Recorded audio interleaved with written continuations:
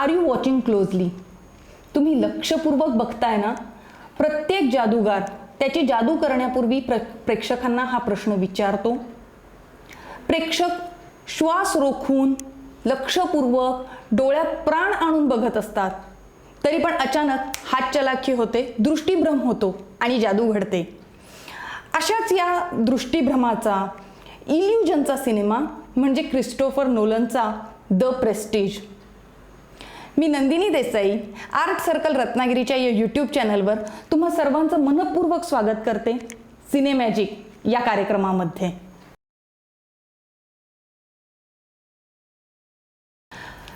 Christopher नोलनचा cinema हा खरं तर असा भरपूर चर्चा करण्यासारखा विषय असतो. नुकताच द टेनेट रिलीज झालेला आहे आणि त्याच्यावरून इंटरनेटवरती अजून चर्चासत्र घडतातच आहेत. खूप जणांना सिनेमा आवडला, अनेकांना आवडला नाही, कित्येकांना तो समजलाही नाही. नोलनचा सिनेमा हा असा गमतीशीर असतो. अनेकदा मला तर वाटतं खुद्द नोलनलाही माहीत नसेल की त्याने त्याच्या सिनेमामध्ये काय काय वेगवेगळे अर्थ दडवून ठेवलेले आहेत. लोक अक्षरशः प्रत्येक शॉटचे आणि प्रत्येक प्रॉपचा असा काहीतरी रेफरन्स देऊन त्याचा सिनेमा एक्सप्लेन करत असतात. पण मला वाटतं क्रिस्टोफर नोलन आणि जोनाथन नोलन हे खरं तर दोन भाऊ आहेत आणि जोनाथन नोलन हा स्वतः रायटर आहे. मेमेंटो सारखा सिनेमा त्याने, शॉर्ट स्टोरी त्याने लिहिली, ज्याच्यावर क्रिस्टोफरने सिनेमा बनवला. दोघांच्याही सिनेमामध्ये ना एक अतिशय वेगळं विलक्षण कथासूत्र असतं आणि त्याच वेळेला जे घडतंय, जे तुमच्या समोर आहे त्याच्या पलीकडे जाणारं काहीतरी त्यांना पकडायचं असतं. जोनाथनने वेस्ट वर्ल्ड किंवा पर्सन ऑफ इंटरेस्ट सारख्या सिरीज बनवल्यात. क्रिस्टोफरचे तर बॅटमॅन बिगिन्स आहे, इन्सेप्शन आहे, टेनेट आहे, प्रेस्टीज आहे. या सिनेमांवर अद्याप लोक चर्चा करतायत. या सिनेमांबद्दल अजूनही लोकांना प्रश्न पडतायत की हे असं का दाखवलंय किंवा हे असं इथे हे असं विलक्षणरित्या का मांडलेलं आहे.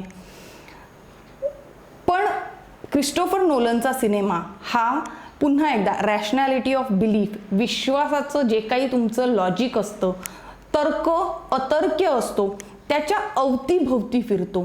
आपण मागच्या आठवड्यामध्ये राशोमानबद्दल बोलत होतो, त्यावेळेला सत्य काय आहे, सत्याचा दृष्टिकोन कुठला, यावरती आपण थोडंफार बोललो होतो.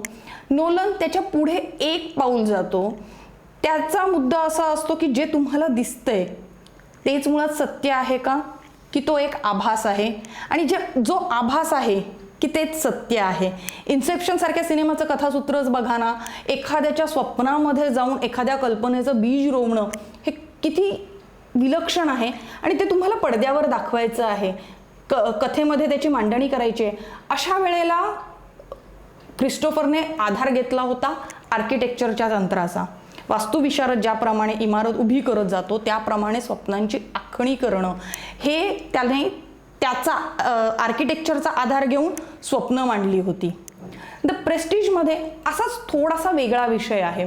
क्रिस्टोफर प्रिस्ट या लेखकाची ही कादंबरी, त्या कादंबरीवर आधारित सिनेमा बनवताना क्रिस्टोफर नोलनने अनेक गोष्टी बदललेल्या आहेत. शेवट बदललेला आहे, अधेमध्ये सांगितलेल्या घटना बदललेल्या आहेत, पण त्याला जे सांगायचंय, जे मांडायचं आहे ते त्याने एका अनोख्या पद्धतीने मांडलेलं आहे. रॉबर्ट अँजियर आणि अल्फ्रेड बॉर्डन ह्या दोन जादूगारांची ही कहाणी. अँजियर उच्चभ्रू समाजामधून आलेला आणि बॉर्डन हा एक वर्किंग क्लास मधला माणूस. हे दोन स्ट्रगलिंग जादूगार आहेत. इंग्लंडमध्ये साधारण 17व्या-18व्या शतकात घडणारी कथा आहे आणि त्यावेळेला जो एक स्टेजवर परफॉर्म करणाऱ्या जादूगारांचा जो काही माहोल होता तो इथे आहे आणि त्याच्यामध्ये हे दोन स्ट्रगलिंग जादूगार नव्याने आलेले आहेत. दोघांनाही मोठं व्हायचंय, दोघांनाही नाव कमवायचंय. सुरुवातीला एकमेकांचे साथीदार आहेत, अनेक जादूमध्ये एकमेकांबरोबर काम करतायत. पुढे काही घटना घडतात ज्याच्यामुळे त्यांचे रस्ते वेगळे होतात आणि आयुष्यभर अख्खं आयुष्य त्यांचं एकमेकांवरती कुरघोडी करण्यात जातं. हे करताना ते प्रचंड काही गमावतात आणि ते गमावतानाही तो जो एक प्रकारे आपण ज्याला म्हणतो की कलेसाठी जे पॅशन असतं त्या पॅशनमधून अक्षरशः जीवाशी खेळ होतो. कथा नॉन लिनियर पद्धतीने घडत जाते. एका सरळ समान रेषेमध्ये आपल्याला नोलन ही कथा सांगत नाही. तुकड्या तुकड्यातून आपल्याला घटना सामोऱ्या येतात. त्यामुळे ज्या वेळेला आपण कथेच्या शेवटाकडे येतो त्यावेळेला शेवट काय होईल याचे आपण काही आडाखे बांधलेले असतात, पण जो शेवट आहे तो ह्या सगळ्यांवरती मात देतो. मला वाटतं नोलनचा हा सिनेमा शेवटाला जाऊन इतक्या वेगळ्या उंचीवर जातो की त्यावेळेला आपल्याला प्रेक्षक म्हणून प्रश्न पडतो की आत्तापर्यंत मी जे काही पडद्यावर पाहिलं होतं ते नक्की काय होतं. तोच मुळात एक इल्युजन होता, तेच एक माझं दृष्टिभ्रम होतं की अजून काय. आणि म्हणून या सिनेमाचं नाव द प्रेस्टीज आहे. प्रेस्टीज म्हणजे काय सांगते, एकतर आपला आत्मसन्मान किंवा गर्व, आणि दुसरी गोष्ट म्हणजे जादूगार, म्हणजे ते हॅरी पॉटरवालं छडीवालं जादू नव्हे, हे आपण आता जे म्हणतोय हातचलाखी करणारे जादूगार. You best not be intending to hurt this animal, Mr. Auger. Of course not. Ready? But 1, 2, 3. Oh, that's bloody marvelous, Cutter. जादूचे 3 प्रकार असतात. पहिला द प्लेज, ज्याच्यामध्ये जादूगार तुम्हाला एक अत्यंत सामान्य गोष्ट दाखवतो, म्हणजे एखादी हॅट किंवा एखादा हातरुमाल वगैरे. आणि दुसरी असते द टर्न, ज्याच्यामध्ये जादूगार आब्राकाडाब्रा किंवा काहीतरी असं हातचलाखी करतो आणि त्या हॅटमधनं तुम्हाला ससा काढून दाखवतो किंवा हातरुमालामधून एखादा गुलाब बनवतो. आणि तिसरी स्टेज म्हणजे द प्रेस्टीज. ही कदाचित प्रेक्षकांसाठी फार महत्त्वाची नसेल, पण जादूगारासाठी अत्यंत महत्त्वाची असते. कारण द प्रेस्टीज अर्थात ती जादू कशी केली, त्याचं सिक्रेट काय, गुप्त रहस्य ज्याला आपण म्हणतो ते काय, ट्रिक थोडक्यात सांगायचं झालं तर द प्रेस्टीज ह्या गोष्टीभोवती हा सिनेमा फिरतो की एखाद्या जादूच्या मागचं रहस्य काय आहे. नोलनच्या सिनेमाची गंमत अशी आहे, खास करून द प्रेस्टीजची, की त्याच्यामधलं जे रहस्य आहे, जे सिक्रेट आहे, जी काही ट्रिक आहे ती पूर्ण वेळ पडद्यावर तुम्हाला दिसत राहते, पडद्यावरती आजूबाजूला वावरत राहते. पण तरीही सिनेमाच्या शेवटाला येईपर्यंत तुम्ही ती ओळखू शकत नाही. प्रेक्षकांच्या नजरेसमोर अख्खा सिनेमाभर ही जादू घडत राहते. आणि म्हणून प्रेस्टीज हा सिनेमा एकाच वेळेला, जरी तो जादूगारांचा असला, जादू संदर्भामधला असला, तरी त्याचं मुख्य रोख हा अर्थात वेगळा आहे. कसा, थोडक्यात सांगण्याचा प्रयत्न करते. सिनेमा हे मुळात एक इल्युजन असतं. डोळ्यांसमोर घडणारा पांढऱ्या पडद्यावरती काळ्या अंधार गृहामधल्या त्या चित्रपटगृहामध्ये घडणारं हे एक दृष्टिभ्रम असतं. प्रोजेक्टरमधून सिनेमा येत असतो, पडद्यावरती तो आपल्याला दाखवला जात असतो, पण आपल्या नजरेसमोर फक्त आणि फक्त तो सिनेमा घडत असतो. आपण इकडे तिकडे अजिबात बघत नाही. दिग्दर्शक अनेकदा तुम्हाला विचारतो, आर यू वॉचिंग क्लोजली, लक्षपूर्वक नीट बघा. त्याच्यासाठी कॅमेराची लेन्स आपल्याला ठरवून घेऊन जाते की तुम्हाला काय बघायचं आहे, ती सांगते. जसं इथल्या या आपल्या फ्रेममध्ये आहे, सिनेमामधला हा एक छोटासा प्रसंग आहे ज्याच्यामध्ये हा बॉर्डन त्या लहान मुलाला ते नाणं दाखवतो आणि विचारतोय, इथे बघ, इथे लक्षपूर्वक बघ, कारण जादू ह्या नाण्यासोबत घडणार आहे. सिनेमा बघत असताना कॅमेरा हे आपल्याला एक्झॅक्टली हेच करत असतो. कॅमेराच्या त्या नजरेमधून, दिग्दर्शकाच्या किंवा सिनेमॅटोग्राफरच्या त्या अशा फ्रेममधून आपण सिनेमा बघत जातो. सिनेमा बघत असताना आपल्याला चॉईस असतो का की एखाद्या रेस्टॉरंटमध्ये घडणारा सीन आहे आणि तिथे तुम्ही म्हणाल की नाही, मला ह्या टेबलवरचं हे टेबल क्लॉथ आवडलं नाही, हे दुसरं बघायला हवं, किंवा ॲक्च्युली हे हिरो हिरोईन काय बोलतात ना त्याच्यात मला इंटरेस्ट नाही, ते पाठीमागचे जे नवरा बायको त्या बागेत बसले ते काय बोलतात ते मला ऐकायचं आहे. हा चॉईस अर्थातच प्रेक्षकांना नसतो. तुम्हाला दिग्दर्शकाने ठरवलेलं असतं, प्री डिटर्मिन्ड असतं की तुम्ही काय बघणार आहात आणि कसं बघणार आहात. ते बघत असताना कॅमेरा स्थळ आणि काळ ह्यांची मोडतोड करतो. हे इल्युजन जे आहे, ही सिनेमाची जी कला आहे, ती जादूगार ज्याप्रमाणे स्थळ आणि काळाची मोडतोड करतो, इथे घडणारीच गोष्ट तिथे घडतीये आणि इथली वस्तू तिथे जाणं, हे जे आपल्या नजरेसमोर घडणारे इल्युजन्स आहेत त्याचाच कॅमेरा अत्यंत व्यापक दृष्टीने आपल्यासमोर आणतो. आणि म्हणून द प्रेस्टीज हा सिनेमा खरं तर सिनेमा या कलेविषयी जास्त बोलतो. विश्वास बसत नाही, पण जेव्हा कधी सिनेमा बघाल, प्रेस्टिज बघाल, त्यावेळेला मुद्दाम त्याच्यामध्ये दिलेले हे असे छोटे छोटे रेफरन्सेस आहेत. सिनेमा ज्या कालखंडामध्ये सेट केलेला आहे तेव्हा अजून सिनेमा ही कला अस्तित्वात आलेली नव्हती, पण तरीही ते जे रेफरन्सेस, कथा, सूत्र जसं सांगत जातं आणि ते संदर्भ बरोबर बसत जातात. सिनेमामध्ये हिरो तुमचा इथे आहे आत्ता मुंबईमध्ये, दुसऱ्या क्षणाला तो लंडनमध्ये असतो, तिसऱ्या क्षणाला तुम्ही त्यावेळेला आपल्या रिअल लाईफमध्ये असं घडत नाही. असे आपण काळाचे तुकडे पाडू शकत नाही. आपण स्थळांचं मी आता मुंबईत आहे, दुसऱ्या क्षणी पुण्यात, असंही घडू शकत नाही. पण कॅमेरा ते घडवून आणतो. सिनेमाच्या त्या ज्या फुटेज रीळ असते त्या रीळवरच्या इमेजेसचा हा खेळ असतो. मुळात तसं बघायला गेलं तर अगदी नीटपिकिंग म्हणता येईल, पण ज्या पद्धतीने आपण सिनेमा बघतो तोही मुळात एक दृष्टीभ्रम असतो. मूव्ही असं म्हणत असलं तरी इमेज मूव्ह होत नाहीत. न हलणाऱ्या 24 इमेजेस तुमच्या नजरेसमोरून पटापट पटापट जात आहेत आणि म्हणून तुम्हाला भास होतो की समोरची इमेज हलते आहे. ह्या दृष्टीभ्रमाविषयी बोलताना नोलनने खूप अतिशय वेगवेगळ्या सबप्लॉट्समधून ती कहाणी मांडलेली आहे. एक अगदी सांगायचं झालं तर अँजियर आणि बॉर्डनचा जो एक संघर्ष चालू आहे तो एक प्रकारे वर्गसंघर्ष चालू आहे. सुरुवातीला म्हटलं तसं हा उच्चभ्रू समाजातला, हा वर्किंग क्लासमधला, त्याच वेळेला प्रेम म्हणजे काय आणि एखाद्या गोष्टीबद्दलचं तुमचं डेडिकेशन किंवा पॅशन म्हणजे काय. सिनेमामध्ये एक सबप्लॉट आहे, त्याच्याबद्दल थोडंसं सांगते. एक म्हातारा जादूगार आहे आणि त्या जादूगाराला त्या जादूगाराची अत्यंत फेमस ट्रिक आहे, ती तो कशी करतो हे पाहण्यासाठी, हे शोधण्यासाठी म्हणून जॉन कटर जो या सिनेमामध्ये पडद्यामागचा कलाकार म्हणून वावरतोय, त्याला तो ह्या दोघांना, बॉर्डनला आणि अँजियरला, ती ट्रिक बघण्यासाठी पाठवतो.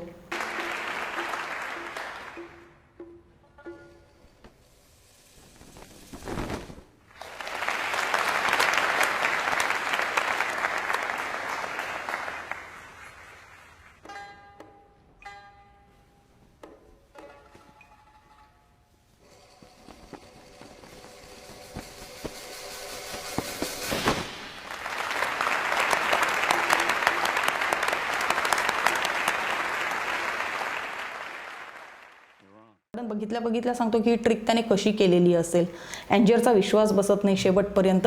ह्याचं कारण असं की ती त्याची फेमस ट्रिक साध्य करण्यासाठी हा म्हातारा माणूस आयुष्यभर आपण अपंग असल्याचं पब्लिकमध्ये दाखवतोय. एक प्रकारे आपण आपलं जे म्हणजे पब्लिक इमेज आणि प्रायव्हेट इमेज ती अखंड सांभाळत नेणं हे एक फक्त आणि फक्त त्या कलेसाठी किंवा त्या जादूगाराच्या त्या इमेजसाठी, कलेसाठी म्हणण्यापेक्षाही त्या इमेजसाठी. आणि हे बॉर्डनला पटकन समजतं, जाणवतं आणि पटतं. ते का तर ते सिनेमामध्ये बघायला लागेल. मी स्पॉइलर म्हणून मुद्दाम सांगणार नाही आहे शेवट, कारण मी आधी म्हटलं तसं नोलनच्या ह्या सिनेमाचा शेवट हा अनपेक्षित आहे, कलाटणी देणारा आहे आणि तितकाच चक्रावून टाकणाराही आहे. प्रेस्टिजबद्दल बोलताना खरं तर कलाकारांबद्दल बोलायलाच हवं, कारण ह्या सिनेमामध्ये तगडे कलाकार 101 आहेत. ह्यू जॅकमॅन आहे, क्रिस्टियन बेल आहे, रिबेका हॉल, स्कारलेट जॉन्सन.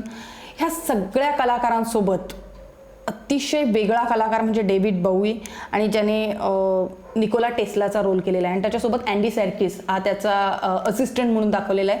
दोन्ही अत्यंत वेगळ्या पद्धतीचं कास्टिंग आहे आणि महत्त्वाचं कास्टिंग आहे.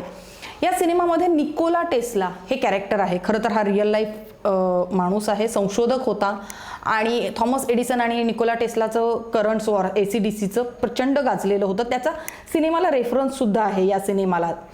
आणि म्हणूनच मी पुन्हा आता नोलनच्या व्हिजन